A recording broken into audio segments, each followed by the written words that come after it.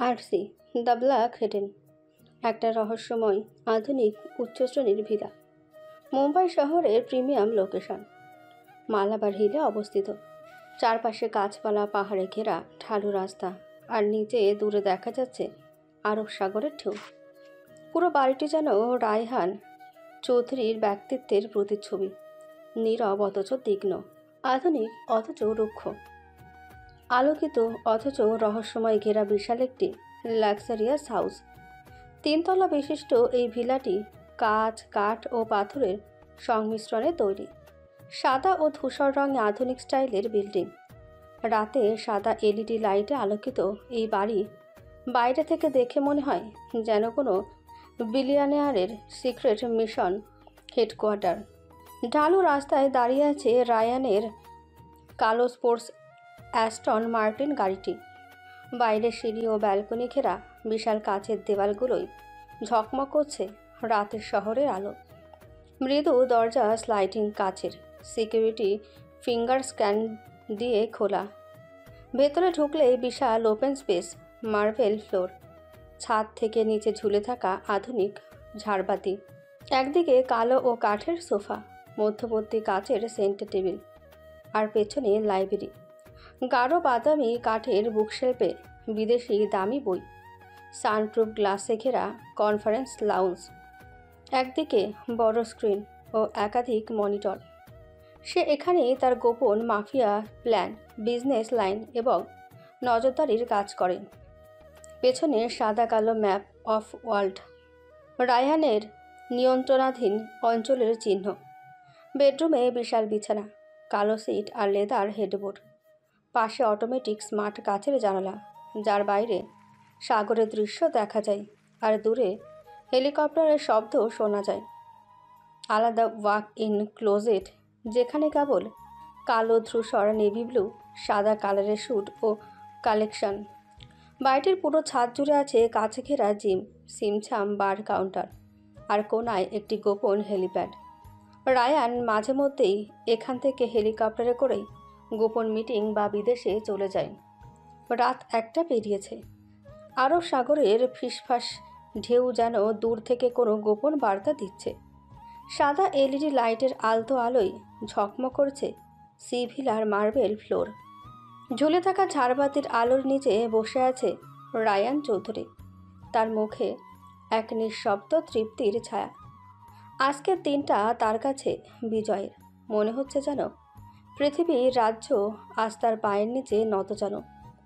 কালো লেদার সোফার কোণে হেলান দিয়ে বসা রায়ান, ডান হাতে হুইস্কির গ্লাস, যার ভেতর বরফের টুকরো গলে গিয়ে পানীয়টিকে আরও গভীর করে তুলেছে।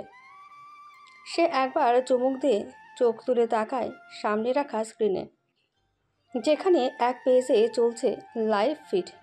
পাশে দাঁড়িয়ে আছে মাহিন, কালো শার্ট, কানে ব্লুটুথ, যেখানে আপডেট আসছে রায়ানের ব্যবসা, অস্ত্র চুক্তি, সিক্রেট মিটিং আর আজকের অপারেশনের সফলতা নিয়ে। স্যার, আজকের ডিলটা কনফার্ম হয়ে গেছে। দুবাই থেকে কন্টেইনার রওনা দিয়েছে, কাল সন্ধ্যার মধ্যে পৌঁছে যাবে শাসন ডাকে। রায়ান হেসে চুমুক দেয়, অদ্ভুত এক হাসি, যার ভেতরে মিশে আছে দম্ভ, প্রশান্তি আর এক পশলা বিষণ্ণতা। আমার দুনিয়ায় যা কিছু আছে সবই আমার নিয়মে চলবে, আর যা যাবার সে চলে গেলেও তার স্মৃতিতে আমি বন্দি থাকবো চিরকাল। আজ রায়ান থামছে না, সে একের পর এক খেয়েই চলেছে। স্যার, আপনি এবার রেস্টে নেবেন। 12টা থেকে তো আপনি একটানা। রায়ান হাত তুলে ইশারা দেয়, চোখ বন্ধ করে হেলান দেয় লেদার হেডরেস্টে। ঘুম আজ নয় মাহিন। মাহিন কিছুক্ষণ চুপচাপ দাঁড়িয়ে থাকে। তার অভ্যেস আছে এই নীরবতা। সে জানে এই চুপ করে বসে থাকা মানুষটি কাল হয়তো এক ইশারায় কাউকে হারিয়ে দেবে পৃথিবী থেকে। আবার সেই মানুষটাই রাতভর বসে থাকবে কারো ছায়া আঁকড়ে ধরে। সাউন্ডপ্রুফ ফিলার ভেতরে নেমে আসে নিঃশব্দ রাজকীয়তা। রায়ান চোখ বন্ধ রেখেই বলে, মাহিন। মাহিন সোজা হয়ে দাঁড়ায়। জি বস। তুই কিভাবে খবর পেয়েছিলি?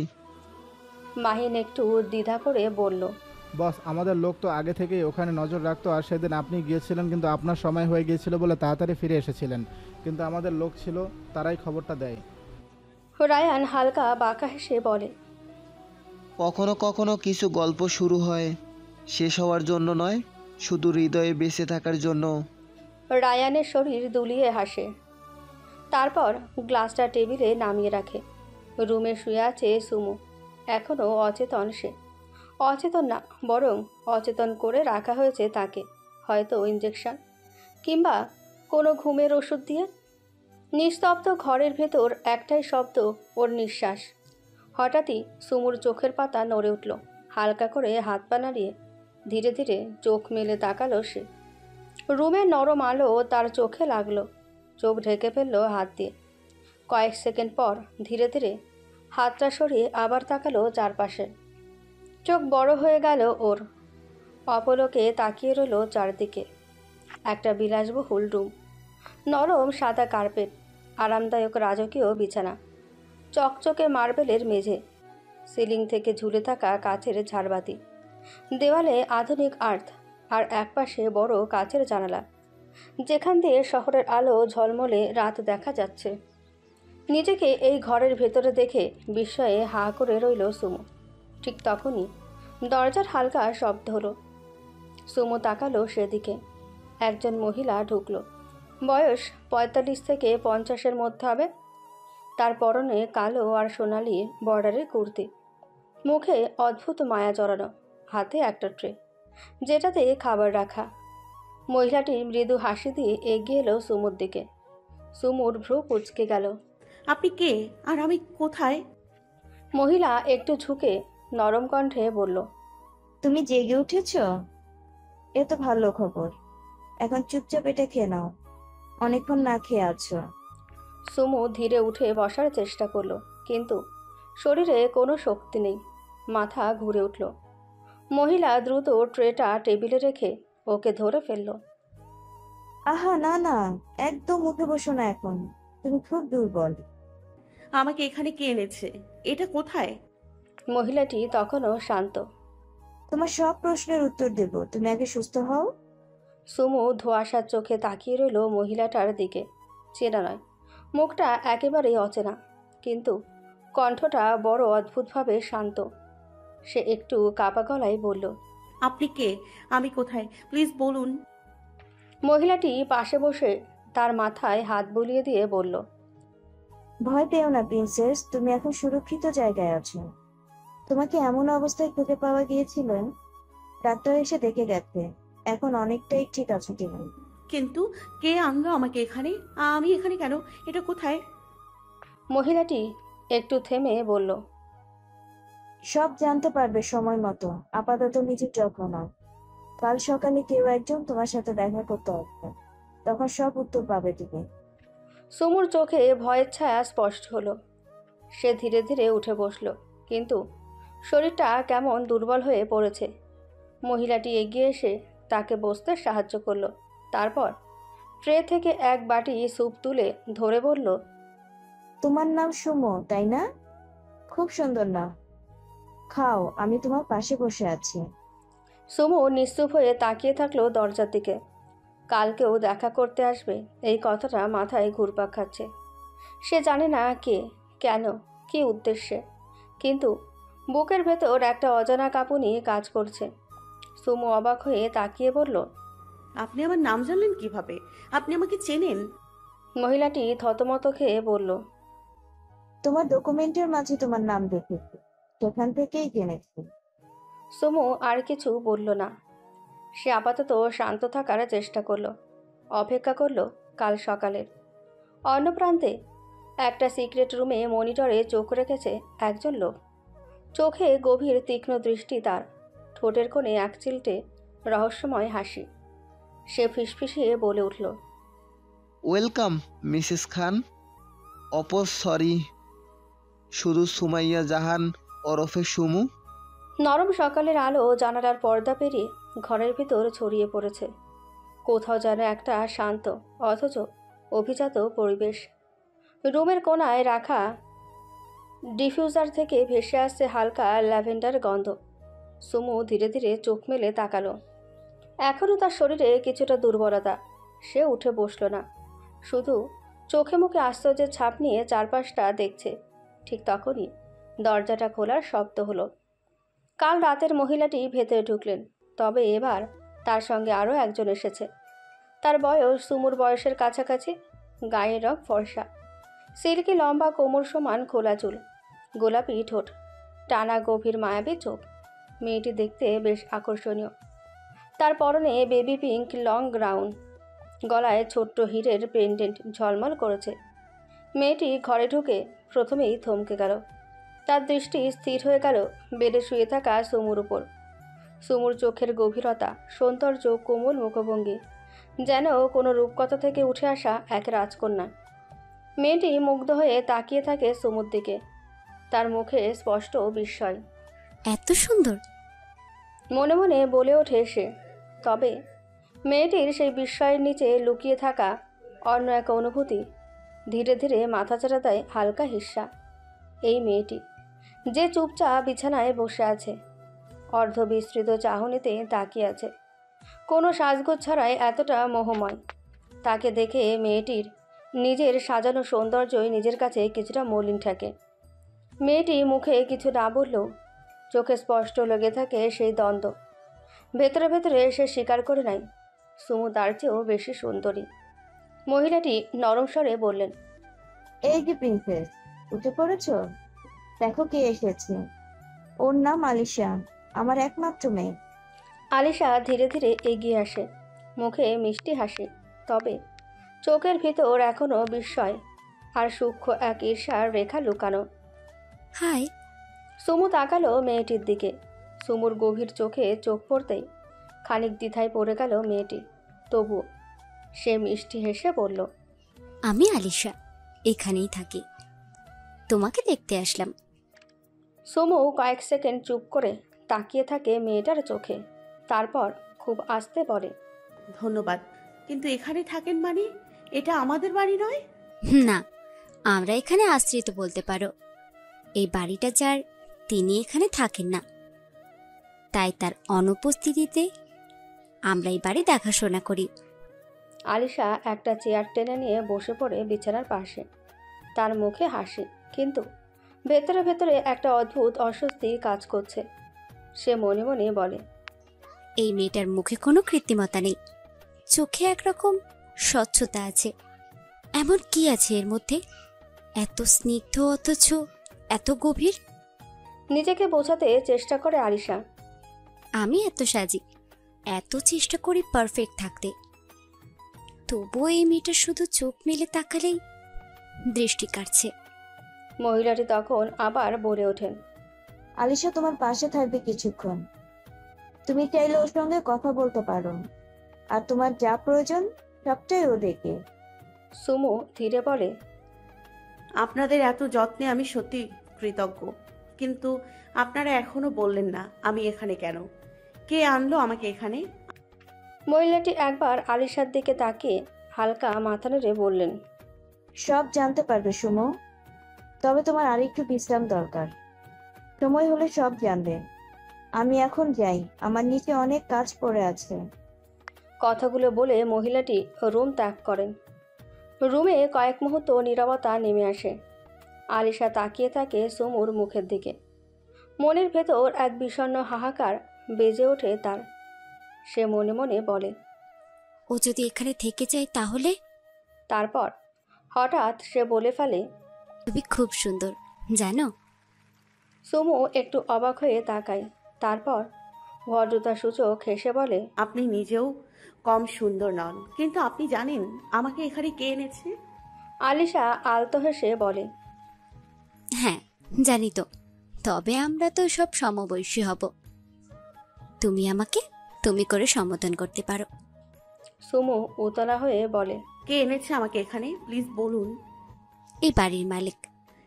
এই বাড়ির মালিক? তিনি কে? নাম কি তার? জানতে পারবে তুমি, আমাদের এর বেশি কিছু বলার অনুমতি নেই। সুমু কিছুক্ষণ এক দৃষ্টিতে আলিশার দিকে তাকিয়ে থাকে, তারপর ধীরে ধীরে চোখ সরিয়ে জানালার বাইরে তাকায়। সকালের আলোটা তখনও জানালার কাছে লেগে ঝিলমিল করছে, কিন্তু সমুর মন জোরে নামতে শুরু করেছে এক অজানা অন্ধকার। সে মৃদুস্বরে বলল, এই বাড়ির মালিক কে? আমি তার কোনো ক্ষতি করিনি, তাহলে আমাকে কেন এখানে আনা হলো? আলিশা এবার আর কিছু বলে না। হঠাৎ তার মুখে এক অদ্ভুত নির্লিপ্ততা চলে আসে। সে চেয়ার থেকে উঠে জানলার দিকে এগিয়ে যায়, চোখ নামিয়ে নিচু গলায় বলে, তোমাকে এখানে আনা হয়েছে কারণ তুমি হয়তো অনেক বেশি গুরুত্বপূর্ণ। সুমু হতবাক হয়ে তাকিয়ে থাকে। গুরুত্বপূর্ণ? কার জন্য? কেন? আমি তো কিছুই জানি না। আলিশা তখন জানালার পাশে দাঁড়িয়ে নিজের লম্বা চুলে আঙুলে পাচাতে পাচাতে চুপ করে থাকে কিছুক্ষণ। তারপর হঠাৎ ঘুরে দাঁড়ায়, চোখের গভীর দৃষ্টিতে সুমুর দিকে তাকিয়ে মনে মনে বলে, তুমি যদি জানতে যে কেউ একজন তোমাকে রাতে এখানে অন্ধকারে তুলে এনেছে শুধু নিজের পৃথিবীর কেন্দ্রবিন্দুতে রাখার জন্য, কেমন লাগবে তোমার? সুমু তাকিয়ে থাকে আলিশার দিকে। আলিশা ধীরে ধীরে বিছানার দিকে ফিরে আসে। এবার তার চোখে ঈর্ষা নয়, বরং এক ধরনের দমিয়ে রাখা কষ্টের ছায়া। সে নিচু গলায় বলে, এই বাড়ির মালিক কখনো কাউকে গুরুত্ব দেয় না, কিন্তু তোমাকে দিয়েছে। তোমার জন্য বিশেষ ঘর, বিশেষ সুরক্ষা। এমনকি আমিও কোনোদিন এতটা মনোযোগ পাইনি যতটা তুমি পেয়েছ। তুমি জানো, তোমার জন্য রূপকথার রাজকন্যাদের মতো একটা ঘর সাজানো হয়েছে। সুমু ধীরে বলে, কিন্তু আমি তো এসব কিছু চাইনি। আমি তো জানিও না সে কে। আলিশা তখন হেসে ওঠে।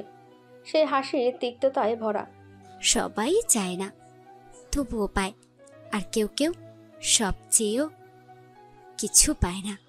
তারপর আলিশা হঠাৎ গম্ভীর হয়ে বলে, 10টার দিকে তোমার দেখা হবে তার সঙ্গে, তখন বুঝবে তুমি কেন এখানে। সেই সবটা খুলে বলবে। আর ওই গুরুত্বপূর্ণ পাওয়ার কথা, ওসব আমি শুধু মজা করে বলছিলাম। তুমি কিছু মনে করো না। যে তোমাকে এখানে এনেছে সে নাকি তোমাকে রাস্তায় অজ্ঞান অবস্থায় পড়ে থাকতে দেখেছে। আর তুমি তো একা মেয়ে, এত রাতে একটা মেয়ে রাস্তায় একা ফেলে আসতে তো পারে না। এত রাতে একটা মেয়েকে তো রাস্তায় ফেলে আসতে পারে না, তাই তোমাকে সাথে করে নিয়ে এসেছে। তাছাড়া তোমাকে এত গুরুত্ব দেওয়া হচ্ছে কারণ তুমি এখানকার গেস্ট। সুমু আর কিছুই বলে না, বলতে ইচ্ছেও করে না তার। তার মাথায় এখন নানান চিন্তা ঘুরপাক খাচ্ছে। আলিশা কিছুক্ষণ চুপ করে দাঁড়িয়ে থাকে, তারপর ধীরে ধীরে বলে, চলো, তোমাকে যে রুমটা দেওয়া হয়েছে সেখানে নিয়ে যাই। ওই ঘরের সঙ্গে লাগোয়া একটা ব্যালকনি আছে, সেখান থেকে অনেক সুন্দর প্রকৃতি দেখা যায়। আমি তোমাকে খাবারটাও ওই রুমেই দিয়ে যাচ্ছি, চলো। সুমু মাথা নাড়িয়ে বলে, এখানেই ভালো লাগছে আপাতত, কোথাও যেতে ইচ্ছা করছে না। আলিশা কিছুটা দ্বিধা নিয়ে এগিয়ে আসে, তার চোখে ক্লান্তি আর দুঃখের ছায়া। সে নিচু গলায় বলে, আচ্ছা ঠিক আছে, তবে রুমটা দেখলে হয়তো ভালো লাগবে তোমার। সুমু হতাশার নিঃশ্বাস ছেড়ে আনমনে বলে, আমি আমার সব ভালো লাগা, সুখ, শান্তি, ভালো থাকার কারণ, আমার খুশি ছেড়ে এসেছি। এখন দুনিয়ার কোনো সুখ আর আমাকে সুখী করতে পারবে না। আলিশা কৌতূহল দৃষ্টিতে তাকিয়ে বলে, মানে? সুমুর ধ্যান ভাঙে। সে জোরপূর্বক হেসে বলে, না, কিছু না। তাহলে চলো সুমু। সুমু কিছু বলার আগে আলিশা সুমুর হাতটা আলতো করে ধরে। সুমু চমকে তাকায় মেয়েটার দিকে। তার চোখে রাগের এক ক্ষণিক ঝিলিক দেখা যায়। আলিশা আঁতকে উঠে দ্রুত হাত সরিয়ে নিয়ে গলায় কাপা গলায় বলে, সরি, আমি আসলে। মেয়েটা থেমে যায়। সে মাথা নিচু করে দাঁড়িয়ে থাকে অপরাধীর মতো। সুমু নিজের আবেগ সামলায়। একটু দম নিয়ে কৃত্রিম এক কোমলতা এনে মৃদু হেসে বলে, ইটস ওকে, কিছু হয়নি। আলিশা চোখ তুলে তাকায় সুমুর দিকে। চোখের কোণায় এক বিন্দু লজ্জার অশ্রু চিকচিক করে ওঠে। সে কিছু না বলে মাথা নিচু করে থাকে। সুমু এবার নিজে থেকেই হাত বাড়িয়ে ধীরে বলে, চলো। আলিশা চমকে তাকায় তার দিকে। কয়েক সেকেন্ড স্থির দৃষ্টিতে তাকিয়ে থেকে হালকা মাথা নাড়ে। দুজন ধীরে ধীরে রুমের দরজার দিকে এগিয়ে যায়। দরজাটা খুলতেই করিডোরের নরম আলো এসে পড়ে সুমুর মুখে। তার মুখে ধরা পড়ে এক অদ্ভুত চিন্তার ছাপ। চোখে ধীরে ধীরে গাঢ় হয় এক দ্বিধার রেখা, তবুও সে এগিয়ে যায়।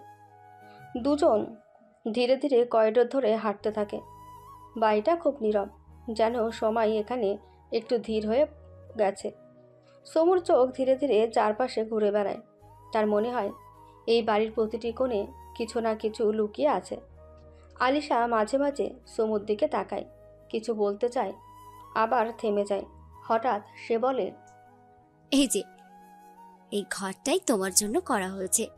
সে সামনে থাকা একটি রাজকীয় দরজার সামনে দাঁড়ায়। দরজার গায়ে হাতের ছোঁয়ায় খুলে যায় ওটা। একটা নরম কোমল আলো ভেসে আসে ভেতর থেকে। সুমু চুপচাপ ঘরের ভেতর পা রাখে। তার চোখ ধীরে ধীরে খাপ খায় সে ঘরের ভিতরের সৌন্দর্যে। ঘরটা যেন কোনো রূপকথার রাজকন্যার জন্যই বানানো। সুমু অবাক হয়ে তাকায়।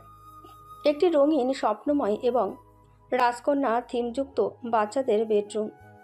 ঘরটির মূল আকর্ষণ হলো ছাদটি, যেখানে অসংখ্য ছোট ছোট গোলাপি আলো দিয়ে তারা ভরা আকাশের মতো তৈরি করা হয়েছে। আর তার সঙ্গে আছে কিছু উজ্জ্বল শুটিং স্টার টাইপের আলো। পুরো আলোটি এলইডি লাইটের সাহায্যে করা। রুমটির পেছনের দেওয়ালে একটি রাজপ্রাসাদের ডিজাইন আঁকা, যেখানে মিনার ও গোলাপি পার্পেল আলোয় আলোকিত রাজকীয় থিম ফুটে উঠেছে। একটি বড় প্রজাপতি ওয়ালে ঝুলে আছে, যা ঘরটির ফ্যান্টাসি ভাইব বাড়িয়ে দিয়েছে। বিছানার ওপর হালকা গোলাপি চাদর ও পিলো, একটি বড় পার্পেল রঙের টেডি বিয়ার, আর মাথার দিকে একটি সুন্দর নেট ক্যানোপি ঝুলানো, যেন রাজকন্যার ঘুমের জায়গা। বিছানার পাশে আছে ছোট সাইডে টেবিল, যার ওপর বড় বড় টেডি বিয়ার রাখা। মেঝেতে একটি কার্পেট রাখা, যেটি বিভিন্ন রঙে ডিজাইন করা। বাম পাশে ওয়াল জুড়ে সাদা কালার ওয়ার্ড্রপ রাখা, তার ওপর হার্ট শেপ নিখুঁত সুন্দর ডিজাইন করা। পুরো হার্ট শেপটি এলইডি লাইট দিয়ে ডিজাইন করা, যার হ্যান্ডেলগুলো সোনালি রঙের। পুরো ঘরটি গোলাপি, পার্পেল ও হালকা নীল মিশ্রণে একটি কল্পনা জগৎ তৈরি করেছে। রুমটির ডান দিকে দেওয়ালে একটি প্রাসাদের মতো পেন্টিং ও ক্যানোপি লাগানো আছে, যার মাথায় মুকুটের ডিজাইন, যেন এটি সত্যিই কোনো রাজপ্রাসাদের অংশ। ডান পাশের বিছানার সামনে আছে একটি বড় সাদা প্লাশ ডল রাখা। ডান পাশে মেঝেতে একটি আরামদায়ক সাদা ক্লাউড শেপ চেয়ারের মতো বসার জায়গা আছে। দুটি সাইড টেবিল আছে, যার ওপর বড় বড় ডল রাখা। একপাশে একটা বড় জানালা, জানলা দিয়ে আসা বাতাসে হালকা পর্দা দুলছে। ব্যালকনির দরজা খোলা, আর সেখান থেকে দেখা যাচ্ছে প্রকৃতির অপরূপ সৌন্দর্য। সুমু চুপচাপ তাকিয়ে থাকে সব কিছুর দিকে। আলিশা হালকা গলায় বলে, এই ঘরটা কখনো কেউ ব্যবহার করেনি, প্রথমবার কারোর জন্য এভাবে সাজানো হয়েছে। সুমু মৃদু গলায় বলে, অসাধারণ, কিন্তু আমার জন্য কেন? আলিশা হেসে ফেলে। সেই হাসিতে মিশে থাকে কিছু না বলা দুঃখ। তোমার সেই প্রশ্নের উত্তরটা আজ রাত 10টার পর হয়তো তুমি নিজেই পাবে। এক মুহূর্ত চুপ করে থেকে সে আবার বলে, আমি এখন যাই, তোমার খাবার কিছুক্ষণ পর পাঠিয়ে দিচ্ছি। কিছু দরকার হলে টেলিগ্রামে কল করো। সে ঘুরে চলে যেতে যেতে থেমে যায় দরজার কাছে। একবার ফিরে তাকায়। সুমু তখনও ব্যালকনির দিকে তাকিয়ে। পেছন ফিরে না তাকিয়েই বলে, তুমি বলেছিলে 10টায় সে আসবে। হ্যাঁ, ঠিক 10টা। ভালো, আমিও দেখতে চাই কে সেই মহান ব্যক্তি। সুমু ধীরে পেছন ফিরে তাকায়। তার চোখে এখন আর আগের মতন ক্লান্তি নেই, বরং আছে এক নতুন প্রস্তুতির ছাপ। আলিশা হালকা মাথা নাড়িয়ে চলে যায়। ঘরের দরজা ধীরে ধীরে বন্ধ হয়, আর ঘর জুড়ে নেমে আসে এক নিঃশব্দ অপেক্ষা। সুমু জানালার পাশে এসে দাঁড়ায়। দূরের পাহাড়ের দিকে তাকিয়ে শুধু একটাই কথা ভাবে, এসব কি কোনো প্ল্যান? নিঃশব্দ অপেক্ষার মধ্য দিয়ে সময় গড়িয়ে যায়। সুমু এখনও ব্যালকনিতে দাঁড়িয়ে, এখনও কিছু মুখে তোলেনি সে। ঘড়ির কাঁটায় সময় 9টা 59। দরজায় হালকা কড়া নাড়ার শব্দ। সুমু চমকে ওঠে। সে ধীরে দরজার দিকে এগোয়। বুকের ভেতর অদ্ভুত এক ভয় নিয়ে সে দরজার হাতলে হাত রাখে। হালকা ঠেলতেই দরজা খুলে যায়। দরজার ওপাশে দাঁড়িয়ে এক লম্বা অভিজাত চেহারার পুরুষ। পরনে হালকা off white shirt, sleeve roll করে রাখা, নিচে স্লিম ফিট ট্রাউজার। চোখের এক ধরনের আত্মবিশ্বাস আর নরম অভিব্যক্তি, কিন্তু ঠোঁটে চাপা একটা গম্ভীরতা। সুমু তাকিয়ে রইল লোকটির দিকে। লোকটির হেয়ারস্টাইল কুইফ কাটের আধুনিক রূপ। সামনের দিকে চুলগুলো উঁচু করে পেছনের দিকে ব্রাশ করে রাখা, ঘন চুলগুলোতে ভলিউম এবং লেয়ারিং দেওয়া। সামনের কিছু চুলে হালকা প্লাটিনাম ব্লন্ড হাইলাইট করা। সাইডের চুলগুলো তুলনামূলকভাবে ছোট হলো পুরোপুরি ফেইড করা না।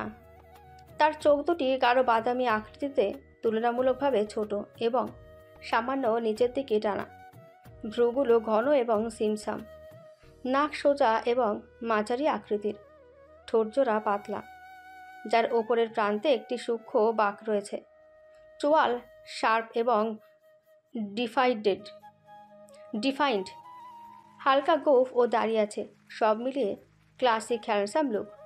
আর স্কিন টোন ফর্সা এবং একেবারে পরিষ্কার, কোনো দাগছোপ নেই। নিঃসন্দেহে তাকে এক কথায় সুদর্শন পুরুষ বলা চলে।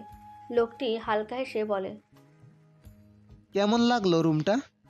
সুমু কিছুক্ষণ চুপ করে তাকিয়ে থাকে, তারপর কপাল কুঁচকে বলে, আপনি কে? লোকটি এক পা ভেতরে এগিয়ে এসে বলে, আমি রায়হান চৌধুরী। এই বাড়িটা আমার, আর আমরা এখন ইন্ডিয়াতে। সুমু চোখ সরু করে তার দিকে তাকিয়ে থাকে। ইন্ডিয়া শব্দটা তার কর্ণপাততে সুমু রেগে গিয়ে বলে, সে আপনি রায়ান চৌধুরী বা রাশিয়ান চৌধুরী হন না কেন? ইন্ডিয়া মানে কি? আমি আপনাকে চিনি না। আপনি আমাকে এখানে কেন এনেছেন? রায়ান এক মুহূর্ত চুপ থাকে, তারপর শান্ত গলায় বলে, আপনাকে আমি রাস্তায় অজ্ঞান অবস্থায় পেয়েছিলাম। একদম নিঃশ্বাস হয়ে পড়েছিলেন। আমি তখন এয়ারপোর্টে যাচ্ছিলাম। আপনাকে রাস্তায় পড়ে থাকতে দেখি। এত রাতে একা একটা মেয়েকে রাস্তায় অজ্ঞান অবস্থায় পড়ে থাকতে দেখে আমি ফেলে আসতে পারিনি। আর এদিকে আমারও ইন্ডিয়াতে আসাটা জরুরি ছিল। আপনাকে অত রাতে কোথায় রেখে আসব? তাই আপনাকে সাথে নিয়ে এসেছি। সুমুর চোখে মুহূর্তে ক্ষোভ জমে ওঠে। আপনি আমাকে চেনেন না, আমি আপনাকে চিনি না। আমি মরে পড়ে থাকতাম, তাও ভালো ছিল। আপনাকে কে বলেছে আমাকে এখানে নিয়ে আসতে? আমি কেবল একজন মানুষ হিসেবে দায়িত্ববোধ থেকে কাজটা করেছি। নারীদের প্রতি আমার সম্মান আছে। এই বাড়িতে শুধু আমি না, আরও দুজন নারী আছেন। আর আপনি বলেন, ওই অবস্থায় আমার আপনাকে ফেলে রেখে আসা উচিত ছিল? সুমু দুধা পেছনে সরে গিয়ে বলে, আপনি ভাবলেন আমাকে না জানিয়ে একটা অচেনা দেশে রেখে দিলেই আপনি আমার চোখে মহান হয়ে যাবেন? রায়ান শান্তভাবেই বলে, অচেনা দেশ তাতে কি হয়েছে? এই বাড়িতে আরও দুজন নারী আছে। তারা আমার রক্তেরও না, তবু আপন। আর এই বাড়িতে সার্ভেন্টের অভাব নেই। সকলে এখানে সুরক্ষিত। আর আপনি জানেন, আপনার জন্য আমার ফ্লাইট মিস হয়ে যায়। আপনার অবস্থা ভালো ছিল না। এয়ার অ্যাম্বুলেন্সের মতো করে প্রাইভেট জেটে নিয়ে আসি, এই বাড়িতে রাখি যাতে আপনি বিশ্রাম পান, সুস্থ হন। এখন আপনি আমাকে দোষ দিচ্ছেন? সুমু এবার আর নিজেকে ধরে রাখতে পারে না। সে রেগে গিয়ে বলে, ফ্লাইট আপনি নিজেই মিস করেছেন। আমাকে বাঁচতে কে বলেছিল? আমাকে বাঁচাতে কে বলেছিল আপনাকে? কেউ জানে না আমি কোথায় আছি, কি অবস্থায় আছি। একটা সম্পূর্ণ অচেনা দেশে, অচেনা লোকের বাড়িতে। এখানে নিজেকে বন্দি মনে হচ্ছে আমার। রায়ান এবার একটু কণ্ঠ উঁচু করে বলে, আমি আপনাকে বন্দি করিনি। দরজার তালা নেই। আপনি যেতে চাইলে যেতে পারেন। শুধু এতটুকু মনে রাখবেন, আপনি যখন চোখ খুলেছিলেন তখন আপনার কষ্ট হচ্ছিল, জ্ঞান হারাচ্ছিলেন বারবার। আমি আপনাকে হাসপাতালে নিতে পারতাম, কিন্তু তখন যেভাবে চলছিল আপনার লাইফ নিরাপদ ছিল না। আপনি কি জানেন কে বা কারা আপনাকে ওই অবস্থায় ফেলেছিল? আপনি কে? আমার এই সব ব্যক্তিগত বিষয়ে মাথা ঘামানোর অধিকার আপনাকে কে দিয়েছে? রায়ান এবার ঠান্ডা গলায় বলে, আমি জানি না আপনি কে, কিন্তু আপনি যদি চান আমি আপনাকে কাল সকালেই রওনা করিয়ে দেব। যেখানে আপনি যেতে চান চলে যাবেন। তবে আমি আপনার বিপদ দেখে চুপ করে থাকতে পারতাম না। আমি দুঃখিত যদি আপনার এতে কোনো অসুবিধা হয়ে থাকে। সুমু কয়েক মুহূর্ত থেমে যায়। তার মধ্যে বিভ্রান্তি, অপরাধবোধ, কিন্তু সঙ্গে রাগও রয়ে যায়। আমি এখনই চলে যাব, কারোর দয়া নিয়ে বাঁচতে চাই না। সে পেছন ঘুরে দরজার দিকে হাঁটা শুরু করে। রায়ান বলে, যাবেন? এই অবস্থায় কোথায় যাবেন আপনি? এখানকার কাউকে চেনেন? রিয়েল ফোন কিছু আছে আপনার কাছে? কোথায় যাবেন? সুমু দাঁড়িয়ে পড়ে, দরজার দিকে মুখ করা, কিন্তু চোখ বুজে আছে। রায়ান আরও নরম কণ্ঠে বলে, আপনার যদি মনে হয় আমি আপনাকে কষ্ট দিয়েছি তবে আমি দুঃখিত, কিন্তু এখন অন্তত নিজেকে সামলান। আপনি অনেক দুর্বল, শারীরিকভাবেও মানসিকভাবেও। সুমু কিছু বলে না, কিন্তু সে নিজেকে শক্ত করে রেখেছে। বুকের ভেতর হিম হয়ে থাকা কোপ, ভয় আর অনিশ্চয়তা ধীরে ধীরে গলতে থাকে, কিন্তু সে কিছুতেই সেটা প্রকাশ করতে চায় না। রায়হান নিঃশব্দে দাঁড়িয়ে একটা দীর্ঘ নিঃশ্বাস ফেলে বলে, আপনার যা ভালো লাগে তাই করুন। দরজা খোলা, আমি বাধা দেব না। তবে এখান থেকে চলে যাওয়ার আগে অন্তত নিজের শরীরটা ঠিক করে নিন। আপনি এখন ঠিকভাবে হাঁটতেও পারছেন না। সুমু তবুও কিছু বলে না। রায়ান একটু সময় নিয়ে আবারও বলে, আপনি বলেন আপনার কারো দয়া চাই না। তাহলে আপনি বলুন কোথায় যাবেন, আমি আপনাকে পৌঁছে দেব। সুমুর মাথায় ভাবনা আসে, সত্যি তো, এখন সে কোথায় যাবে? বাংলাদেশ? না, সে এখন কিছুতেই বাংলাদেশে ফিরতে পারবে না। তাহলে কোথায় যাবে সে? সুমুর ভাবনার মাঝে রায়ান আবারও বলে, বলুন কোথায় যেতে চান। আপনি কি ওমান ফিরে যাবেন? তাহলে আমি জেট রেডি করছি, আমার লোকেরা আপনাকে ওমান ফিরিয়ে দিয়ে আসবে। না, আমি ওমানে ফিরতে চাই না। তাহলে কোথায় যাবেন? জানি না, শুধু জানি কারোর দয়া নিয়ে বাঁচতে চাই না। আমি নিজে কিছু করতে চাই। আপনার প্রচণ্ড আত্মসম্মান। থাকাটা স্বাভাবিক নয় কি? আচ্ছা ঠিক আছে, আপনি যেহেতু কোথায় যাবেন না, তাহলে আপনি আমার এখানেই থাকুন। কিন্তু আগে আমাকে পুরোটা শেষ করতে দিন। সুমু চুপ করে যায়। রায়ান মৃদু হেসে বলে, আপনাকে কারো দয়াতে বাঁচতে হবে না। আপনি যেহেতু বললেন আপনি নিজে কিছু করতে চান, তাহলে তাই করুন। কিন্তু এই মুহূর্তে আপনি একা কিছু করতে পারবেন না। আপনাকে অবশ্য কারো না কারো হেল্প নিতে হবে। তাই বলছি, আপনি আমাকে আপনার বন্ধু ভেবে আপাতত আমার সাহায্য নিতে পারেন।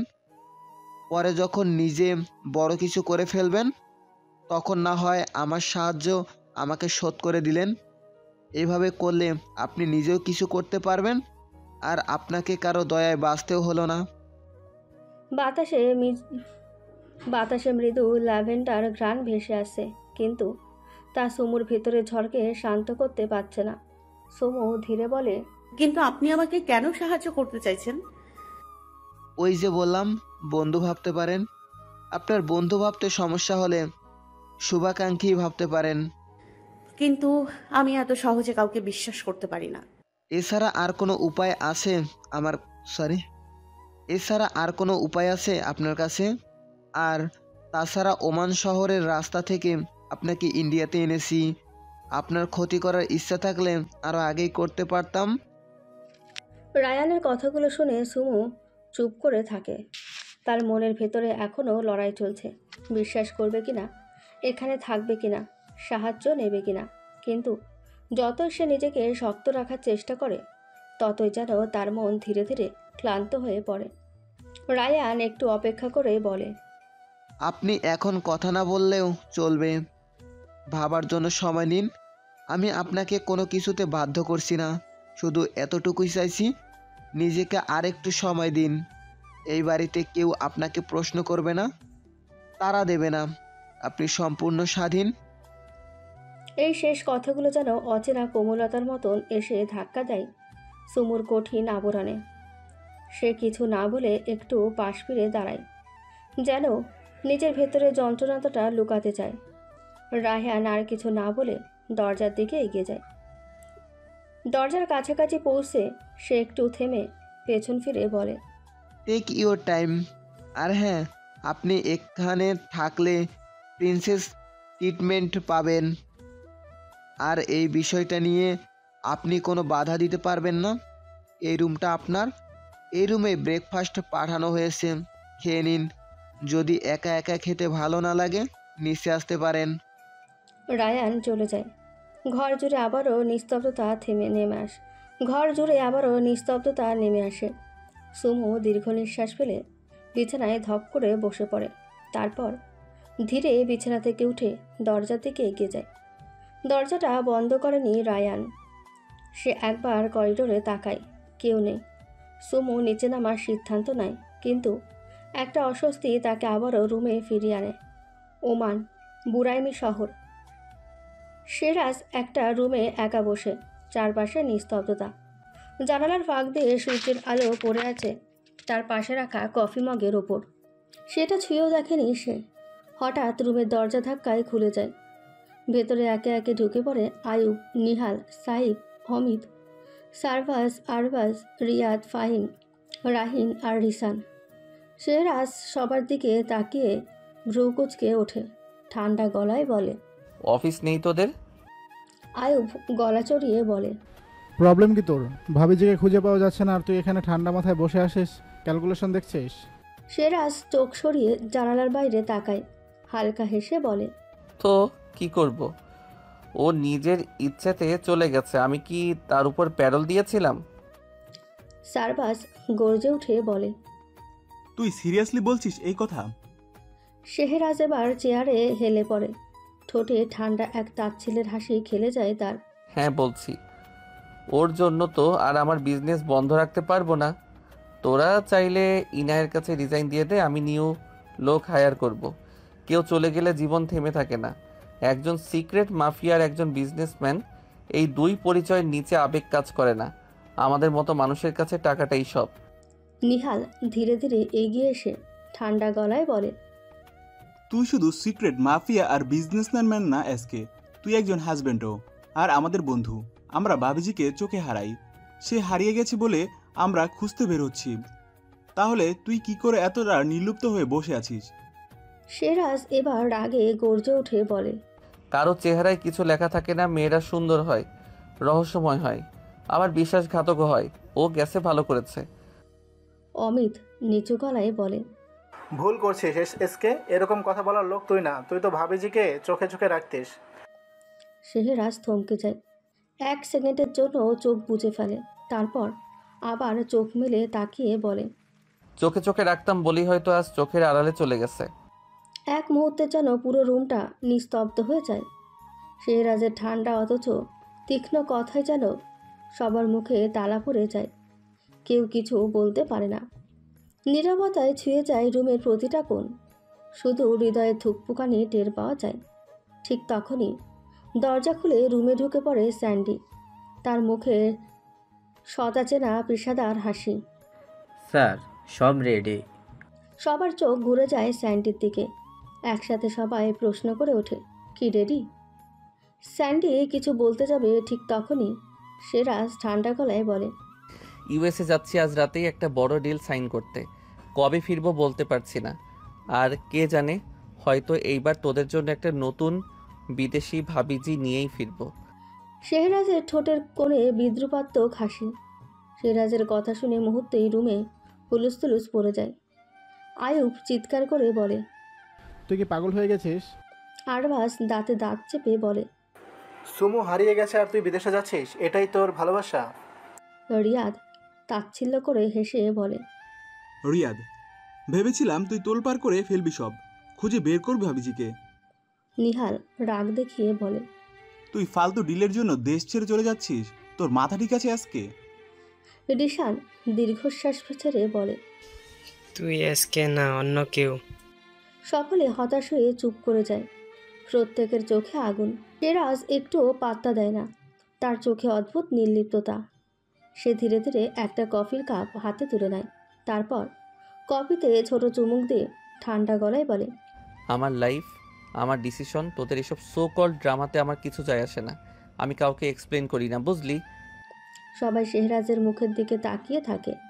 ওর ঠান্ডা চোখ, কফির কাপ হাতে, তাচ্ছিল্যের ভঙ্গিমা, সব মিলিয়ে যেন সে এক অন্য মানুষ। কেউ যেন এই লোকটাকে চিনতে পারছে না। ওদের ভাবনার মধ্যে নিহাল বলে, রাহিন, তুই কিছু বল ওকে। তাচ্ছিল্য করে হেসে বলে, আমার কিছু বলার নেই। আমি জানি না ও কি করতে চাইতেছে, কিন্তু আমার ওর প্রতি বিশ্বাস আছে। ও যাই বলুক না কেন, ও সমুর কোনো ক্ষতি হতে দিবে না। সকলে রাহিনের কথায় অবাক হয়। শেহরাজ হাসে। সারবাজ রাগ দেখিয়ে বলে, ওর প্রতি এত বিশ্বাস কেন তোর? শুনছিস না ও কি বলছে?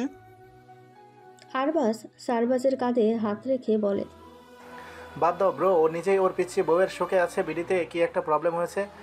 সামিয়া ভাবিজি আর পিয়াস, মানে সামিয়া ভাবিজির ফুপুমণির ছেলেকে নিয়ে শুনলাম সেই ছেলে নাকি ভাবিজিকে ভালোবাসে। সারবাজ ভ্রু কুচকে তাকায় আরবাজের দিকে, চাপা গলায় বলে। তুই কিভাবে জানলি এই কথা? আরবাজ গলা নিচু করে বলে, আয়ব ব্রো বলল নাজনীন ভাবিজি নাকি তাকে জানিয়েছে। আর রাহিন ব্রো তো জানেই সব, কিন্তু সুমু ভাবিজি নিখোঁজ হওয়াতে ব্রো চুপ করে আছে। সবাই রাহিনের দিকে তাকায়। নিহাল ধীরে বলে, রাহিন, তুই আমাদের জানাসনি কেন এসব? রাহিন মুখ দিয়ে বিরক্তিসূচক শব্দ করে বলে, এসব বাদ দে তোরা। এর থেকেও বেশি ইম্পর্টেন্ট এখন সমু।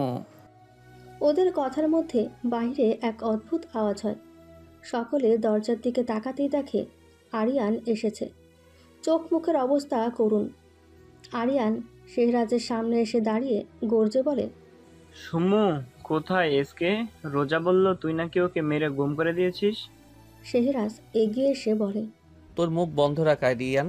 আমার বউ, আমি যা ইচ্ছা তাই করব। তোর কাছে কৈফিয়ত দিতে হবে আমাকে? তুই বলল তুই সুমুকে কিছু করিসনি। শেহরাজ এবার মাথা ঘুরিয়ে সবার দিকে তাকায়, তারপর গম্ভীর গলায় বলে, এই ব্যাপারে আমি কাউকে কোনো জবাব দিতে বাধ্য না। তুই জবাব দিবি, কারণ সুমু শুধু তোর বউ না, আমার ভালোবাসাও। শেহরাজের ধৈর্যের সীমা পেরিয়ে যায়। সে আরিয়ানের কলার চেপে ধরে দেওয়ালে ঠেস দিয়ে বলে, আর একটা শব্দ বললে তোর মুখ ভেঙে ফেলবো আমি। ভালোবাসা? তুই কি জানিস ভালোবাসা কি জিনিস? আমার সামনে আমার বউকে ভালোবাসি বলছিস? শালা মাদার ফাকারের বাচ্চা, কলিজার টেনে ছিঁড়ে ফেলবো তোর। আয়ুব, রিয়াদ আর অমিত দৌড়ে এসে শেহরাজকে টেনে সরিয়ে দেয়। আয়ুব চিৎকার করে বলে, এসকে থাম, ওকে ছেড়ে দে। আর রিয়াদ আরিয়ানকে সরিয়ে নিয়ে বলে, এইটা তোদের যুদ্ধ করার সময়? এখনো নিজের ইগো নিয়ে থাকবি তোরা? এই মুহূর্তে অন্তত এসব বন্ধ কর। শেহরাজ চোখ রাঙিয়ে তাকিয়ে বলে, ইগো? তোরা জানিস না আমি কি হারিয়েছি। ওই মেয়েটা ছাড়া আমি কিছু না, বুঝলি? আর এই মাদার ফাকারের বাচ্চা আমার সামনে দাঁড়িয়ে বলে ভালোবাসি। আরিয়ান দম নিয়ে বলে, হ্যাঁ ভালোবাসি, আর সারা জীবন বাসবো। শেহরাজের চোখ অন্ধকার হয়ে আসে। সে আবার ঝাঁপিয়ে পড়ে আরিয়ানের দিকে। সারবাজ আর রাহিন ছুটে এসে আরিয়ানকে শেহরাজের থেকে দূরে সরিয়ে নিয়ে যায়। শেহরাজ গর্জে উঠে বলে, ওকে আমার সামনে থেকে সরা, নয়তো আজ ওর লাশ সত্যি সত্যি এখানে পড়ে যাবে।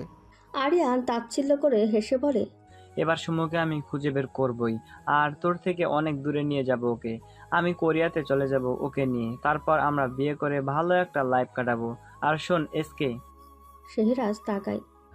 আরিয়ান শেহরাজের সামনে গিয়ে আলতো হাসে, তারপর ঠোঁট শেহরাজের কানের কাছে নিয়ে ফিসফিসিয়ে বলে, আমাদের ফার্স্ট রেইনবো কিসের একটা ভিডিও কবে তোকে সেন্ড করব, আর তারপর তুই। কথা শেষ করতে পারল না আরিয়ান। শেহরাজ এক ঘুষিতে আরিয়ানকে মাটিতে ফেলে দেয়। ঘুষি এতটাই জোরালো ছিল যে আরিয়ানের ঠোঁট ফেটে রক্ত পড়ে যায়। সারবাজ, রিয়াদ, রাহিন, আয়ুব সবাই ছুটে আসে শেহরাজকে ধরে রাখতে। রাহিন গর্জে ওঠে, তুই পাগল নাকি? এসকে মানুষ মারবি? শেহরাজ গর্জে উঠে বলে, তুই আমার জায়গায় থাকলে বুঝতি। তোরা কেউই বুঝবি না আমি কিভাবে প্রতিটা রাত পার করেছি। এক একটা ঘন্টা যেন গলার মধ্যে ছুরি দিয়ে সময় গুনতে হচ্ছে। আর এই ছাগলটা দাঁড়িয়ে আমার বউকে নিয়ে রেইনবো কিস করার কথা বলে।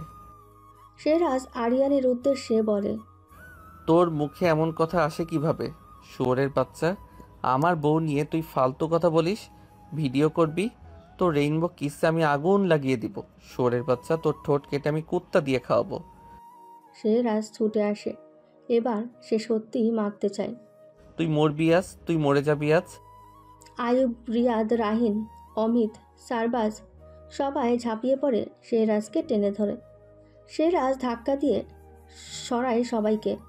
তাকে এখন থামানো সত্যিই কঠিন। আরিয়ান মাটিতে পড়ে হাঁপাচ্ছে, মুখ রক্তে ভেসে যাচ্ছে, তবু ঠোঁটে সেই তাচ্ছিলের হাসিটা থেকে গেছে। শেহরাজ গর্জে উঠে বলে, তোর মুখ আমি ছিঁড়ে ফেলবো। আমার সুমুকে নিয়ে তুই এভাবে কথা বলিস? ও শুধু আমার, শুধু আমার। রাহিন জোরে ধাক্কা দিয়ে শেহরাজকে পেছনে ঠেলে দিয়ে বলে, তুই আর একটা কথাও বলবি না। শেরাজ, তোরা দুইজনই পাগল হয়ে গেছিস। এইটা ভালোবাসা না, এটা সাইকো অবসেশন। আরিয়ান হেসে রক্তমাখা ঠোঁট নিয়ে বলে, সাইকো বলতেই পারিস, তবে এই মুহূর্তে আমার ইন্টেনশন ছিল এসকে হাইপার করে তোলা, আর আমি সেটাতেই সাকসেস। শেহরাজ আগুন চোখে তাকিয়ে বলে। What the? সারবাজ শেহরাজকে থামিয়ে দিয়ে বলে, তোরা দুইজন শেষমেশ প্রমাণ করে ফেললি সুমু কোনো মানুষ না, ও শুধু তোদের কাছে একটা অবজেক্ট যাকে নিয়ে টানাহেঁচড়া করা যায়।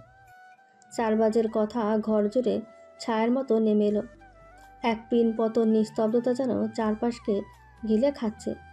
শেহরাজের নিঃশ্বাস ভারী হয়ে উঠেছে, বুকের ধকধক শব্দ যেন শোনা যায়। আরিয়ান মাটিতে বসে পড়ে, চোখে ঠাট্টা আর ক্লান্তির বিষাদমাকা রেখা।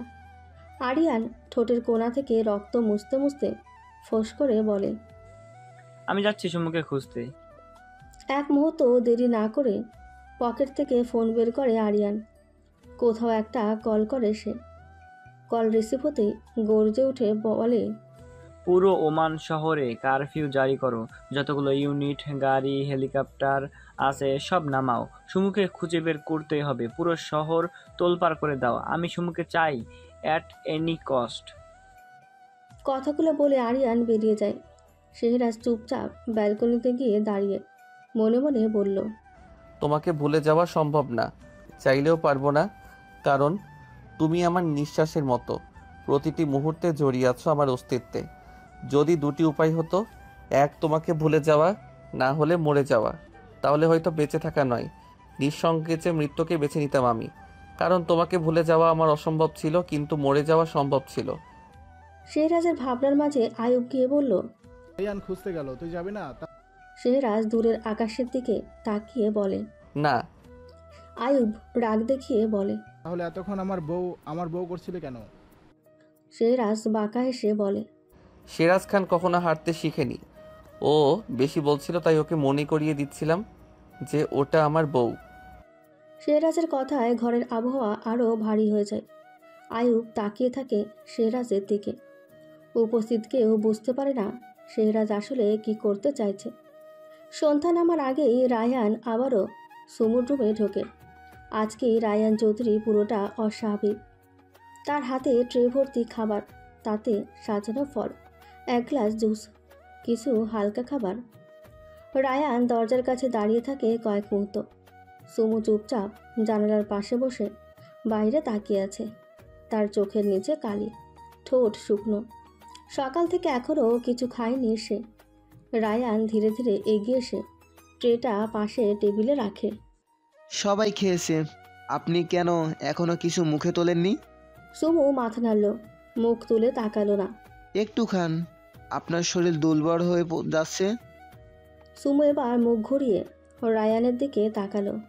আপনি যদি সত্যি আমাকে সাহায্য করতে চান তাহলে একটা ফোন দিন আমাকে, মাত্র 1 মিনিটের জন্য। রায়ান কিছুক্ষণের জন্য চুপ করে গেল। তার চেহারা থমথমে, মনে মনে দ্বন্দ্বে পড়ে যায়। সে জানে ফোন দেওয়ার মানেই হচ্ছে ঝুঁকি নেওয়া, কিন্তু কয়েক সেকেন্ডের নীরবতা ভেঙে সে আস্তে করে নিজের পকেট থেকে ফোনটা বের করে সুমুর দিকে বাড়িয়ে দেয়। সুমু ফোনটা হাতে নেয়, তারপর কিছু না বলেই আবার ধীরে ধীরে ফোনটা ফিরিয়ে দেয়। রায়ান অবাক হয়ে চোখ সরু করে তাকিয়ে থাকে সুমুর মুখের দিকে। কিছু বলতে চান? সংকোচ করবেন না, আমি শুনছি। আপনি বলুন। আমি আসলে নতুন ফোন চাই? না, মানে আমার কিছু দরকার নেই, আমি এমনি। কথা শেষ হওয়ার আগেই রায়ান পাশের টেবিলের ফোন নিয়ে কোথাও কল করে। আমার জন্য একটা নিউ ফোন পাঠাও ফার্স্ট। সুমু হতবাক হয়ে তাকিয়ে বলে, আরে আপনি কেন? আর বলবেন না, আমি বুঝে গেছি আপনি কি বলতে চাচ্ছেন। সংকোচ করার কিছু নেই, যখন নিজে কিছু করে ফেলবেন তখন সব ব্যাক করে দিবেন। সুমু চোখ নামিয়ে নেয়, সেই চোখে কৃতজ্ঞতা আর দ্বিধার মিশেলা তার।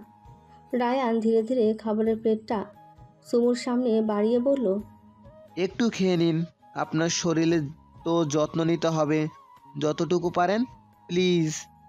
সুমু চোখ নামিয়ে নিল, তার মনোভার, গলার কাছে দলা পাকিয়ে আছে কান্না। আমার খিদে নেই। রায়ান নরম স্বরে বলল, আপনি হয়তো কষ্টে আছেন, হয়তো কোনো কিছুর দ্বারা আঘাত পেয়েছেন। আমি আপনার সেসব বিষয়ে কিছু জানতে চাইব না। ইভেন আপনি কোথা থেকে এসেছেন, আপনার ফ্যামিলি মেম্বারদের কারো নাম আমি জানতে চাইব না। আমি শুধু এখন একটা কথাই জানি, আপনি এখন আমার কাছে আছেন, মানে এখন আপনি আমার আমানত, আমার দায়িত্ব। আপনার সুস্থতা এখন আমার জন্য গুরুত্বপূর্ণ। সুমু কিছু না বলে প্লেটের দিকে তাকিয়ে থাকে, তারপর ধীরে ধীরে একটু তুলে নেয় চামচে। ধীরে ধীরে খায় সুমু। রায়ানের চোখে এক হালকা প্রশান্তি দেখা যায়। একটু ভেবে নিয়ে রায়ান বলে, চলুন আপনাকে একটা জায়গায় নিয়ে যাই। সুমু চমকে উঠে তাকিয়ে বলে, আমাকে কোথায় নিয়ে যেতে চান আপনি? রায়ান শান্ত গলায় বলে, একটা জায়গায় যেখানে গেলে আপনি নিজের দিকে আবার তাকাতে পারবেন, নিজের দুঃখগুলোর থেকে একটু দূরে গিয়ে দাঁড়াতে পারবেন। সুমু দম আটকে আসে গলায়। কিন্তু আমি আপনাকে। রায়ান তার কথার মাঝেই ধীরে বলে, ভয় পাচ্ছেন? সুমু একটু চুপ থেকে বলে, হ্যাঁ। রায়ান তাকিয়ে থাকে সুমুর চোখের দিকে। ভয় পাওয়াটাই স্বাভাবিক। আমি যদি আপনার জায়গায় থাকতাম আমিও পেতাম, কিন্তু আপনি আমাকে সত্যি বিশ্বাস করতে পারেন? সুমু ধীরে ধীরে মাথা নাড়ল। সে বাড়ি হলো যেতে। সে দেখতে চায় এই রায়ান চৌধুরী নামের রহস্যময় মানুষটি তাকে কোথায় নিয়ে যেতে চায়। রায়ান সুমুকে নিয়ে গেল বাড়ির গ্রাউন্ড ফ্লোরে। সেখানে এক বিশাল হলরুম। ভেতরে ঢুকেই সুমু থমকে যায়। ঘরটা যেন এক নিজস্ব জগৎ। এক পাশে আধুনিক জিম সেন্টার, কার্ডিও থেকে ইয়োগা, সব কিছু সাজানো। অন্য এক পাশে ঝকঝকে বিউটি পার্লার, আরেক সাইডে সাজানো এক ছোট shopping corner. Cosmetics, dress, jewellery, hair care, skin care, A to Z. একজন নারী নিজেকে আধুনিকা হিসেবে গড়ে তোলার জন্য যা যা দরকার সবই যেন এখানে। সুমু অবাক হয়ে চারপাশে তাকায়, তার কপালে ভাঁজ পড়ে। সে ধীরে বলে, আমাকে এখানে কেন আনলেন? রায়ান হালকা হেসে বলল, একটু অপেক্ষা করুন, সব জানতে পারবেন। তারপর সে ফোন বের করে বলল, কামিং। কিছুক্ষণের মধ্যেই রুমের ভেতরে ঢুকে এলো 5 জন নারী। সকলেই ফর্মাল পোশাকে, সুগঠিত, স্মার্ট। তারা সুমুর সামনে এসে একে একে সারিবদ্ধভাবে দাঁড়ালো। রায়ান ইশারা করে বলল, ওরা সবাই আজ থেকে শুধু আপনার জন্য। ওরা আপনাকে সাহায্য করবে, আপনি যেভাবে চাইবেন ঠিক সেভাবেই। সুমু তাকিয়ে রইল বাকরুদ্ধ হয়ে। রায়ান ধীরে ধীরে বলল, আমি জানি আপনি নিজেকে বদলাতে চান, আপনি নিজের জন্য কিছু করতে চান। ঠিক এই জায়গাটাকে আমি তৈরি করেছি কেবল সেই মানুষটার জন্য যে নিজের অতীত পেছনে ফেলে সামনে হাঁটতে চায়। তবে একটা কথা মনে রাখবেন, এই পরিবর্তনটা হবে সম্পূর্ণ আপনার ইচ্ছায়, আপনার শালীনতা। আপনি যেটা চাইবেন না সেটা কেউ আপনাকে করতে বলবে না। রায়ান কিছুটা থেমে আবারও বলল, আপনি যদি সত্যি চান নিজেকে দেশের শীর্ষ 10 সেরা নারীর মধ্যে নাম্বার 1 হিসেবে প্রমাণ করতে, তাহলে সেই পথটা এখন থেকেই তৈরি করতে শুরু করুন। আমি পাশে থাকবো আপনার, দ্বিধা করবেন না। সুমু তাকিয়ে রইল রায়ানের চোখের দিকে, একটু রাগী স্বরে বলল, আপনি আমার সাথে মজা শুরু করেছেন? আপনি আমাকে চেনেন না? চিনে আপনি আমাকে এমনি এমনি এত সাহায্য করছেন, তাই না? এই সত্যি করে বলুন, আপনার উদ্দেশ্য কি? সকলে সুমুর রায়হানের সাথে উঁচু গলায় কথা বলার সাহস দেখে অবাক। এর মধ্যেই আলিশা এসে বলল, কোনো উদ্দেশ্য নেই, তুমি ভুল করছো। আমি আর আমার মম এমন ছিলাম, আমরা খুব সাধারণ ছিলাম। আমাদের অতি বিপদের দিনে এই মানুষটাই আমাকে আর আমার মমকে সাহায্য করেছে। আজ আমি এত স্মার্ট শুধু এই মানুষটার জন্য। কিন্তু পরে আমার আর ভালো লাগেনি, তাই আর নিজেকে নিয়ে যাইনি। কিন্তু তোমার মধ্যে নিজেকে এগিয়ে নিয়ে যাওয়ার ইচ্ছে আছে, আর তাই উনি তোমাকে সাহায্য করছেন। সুমু তাচ্ছিল্য করে হেসে বলল, তো উনি কি রাস্তায় যারা বিপদে পড়ে সবাইকে এভাবে নিজের বাসায় তুলে এনে সাহায্য করে? আলিশা আলতো হেসে বলল, এমনটা নয় সুমো, উনি সত্যি সবাইকে হেল্প করে। কিন্তু যাদের মধ্যে কোনো প্রমাণ করার মতো সাহস থাকে না, তাদের পাশে শেষ পর্যন্ত থাকে। আর কাউকে হেল্প করতে তো কোনো ক্ষতি নেই, তাই না? সুমু আলিশার চোখের দিকে এক দৃষ্টিতে তাকিয়ে বলল, তুমি বলছো কি আমি পারবো? আলিশা ধীরে কাছে এসে সুমুর হাতে হাত রাখল। তুমি পারবে যদি নিজেকে বিশ্বাস করো। আমরা সবাই ছিলাম কোথাও না কোথাও ভাঙা, কিন্তু এই মানুষটা আমাদের বলেছে ভাঙা মানেই শেষ নয়। তোমার চোখে আমরা সেই আগুনটাই দেখেছি, যেটা নিজেকে বদলাতে পারে। শুধু সাহসটা লাগবে সুমু। সুমু চুপচাপ দাঁড়িয়ে থাকলো, কেউ কিছুই বলছে না। আশেপাশের মেয়েগুলো তাকিয়ে আছে ওর দিকে। রায়ান এবার সামনে এসে ধীরে বলল, আপনার সময় লাগতে পারে আমাকে বিশ্বাস করতে, আমি চাপ দিচ্ছি না। আপনি যদি আজ ফিরে যেতে চান আমি গাড়ি বের করে দেব, কিন্তু যদি মন থেকে একবার চেষ্টা করতে চান তাহলে এই দরজাটা আপনার জন্য খোলা থাকবে। আজ থেকে আপনি শুরু করতে পারেন এক নতুন জীবন, আপনার শর্তে, আপনার মতো করে। আর এমন তো নয় যে এসবের জন্য আপনাকে ওয়েস্টার্ন পড়তে হবে। ট্রেডিশনাল আর শালীনতার মধ্যে দিয়েও নিজেকে প্রমাণ করা যায়। ওয়েস্টার্ন বা নারী খোলামেলা স্বভাব আমার নিজেরই পছন্দ না। আপনি নিজেকে শালীনতার মধ্যে দিয়ে তৈরি করুন। আলিশা হেসে বলে, তুমি অসম্ভব সুন্দরী সুমো, তোমার জন্য এটাই বেস্ট হবে। তুমি ভেবো না তোমাকে নিজের রূপে বকশি করে এসব করতে হবে না সুমো। এক্ষেত্রে রূপ গুণ দুটোই ম্যাটার করে। তুমি নিজের গুণের মাধ্যমে নিজেকে প্রমাণ করবে। সুমু চোখ নামিয়ে ফেলল, তার বুকের ভেতর সাহস জোগানোর চেষ্টা করে। তারপর হঠাৎ সে চোখ তুলে রায়ানের দিকে তাকালো। আমি থাকছি, কিন্তু আমি আমার নিয়মে চলবো। নিজেকে অন্য কাউকে বানানোর জন্য না, নিজেকেই খুঁজে পেতে এই যাত্রা। আপনার সাহায্য আমি নিব, তবে আমার পথ আমি নিজেই তৈরি করব। রায়ান মাথা নাড়িয়ে সম্মতি জানালো। সকলে খুশি হলো সুমুর রাজি হওয়াতে। রাত গভীর, সবকিছু নিস্তব্ধ। বাড়ির প্রতিটি মানুষ ঘুমিয়ে পড়েছে। সুমুর ঘরের আলো ম্লান, বেঘরে ঘুমাচ্ছে সে। চোখের নিচে ক্লান্তির ছাপ তার। হঠাৎ সুমুর রুমে কারো পায়ের আওয়াজ শোনা গেল। কেউ ধীরে ধীরে এগিয়ে আসলো সুমুর কাছে। দরজা খোলা হয়নি, অথচ লোকটা যেন কোনো শব্দ না করে ভেতরে ঢুকে এলো। রুমের মধ্যে হালকা আলোতে লোকটির দেহের গঠন স্পষ্ট। ওভারসাইজ হুডি পরা, মাথায় হুডি তোলা, মুখটা মুখোশ দিয়ে ঢাকা, বুট জুতো আর হাতে গ্লাভস পরা। লোকটি সুমুর পাশে বসে কিছুক্ষণ তাকিয়ে রইল সুমুর দিকে।